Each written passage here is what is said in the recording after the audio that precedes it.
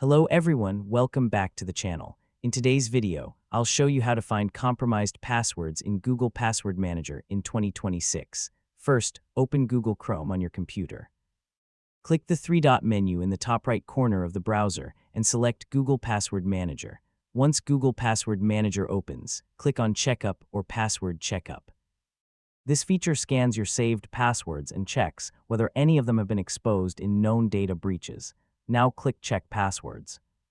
Google Password Manager will scan your saved passwords and display the results in a few moments.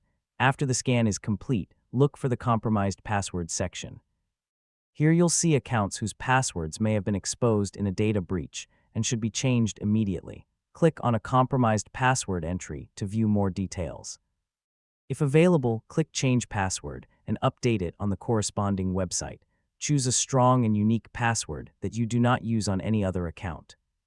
Checking compromised passwords regularly is an important step for protecting your online accounts and personal information. That's it. You have successfully found compromised passwords in Google Password Manager. If this video helped you, don't forget to like the video, subscribe to the channel, and turn on notifications for more Google and Chrome tutorials. Thanks for watching, and I'll see you in the next video.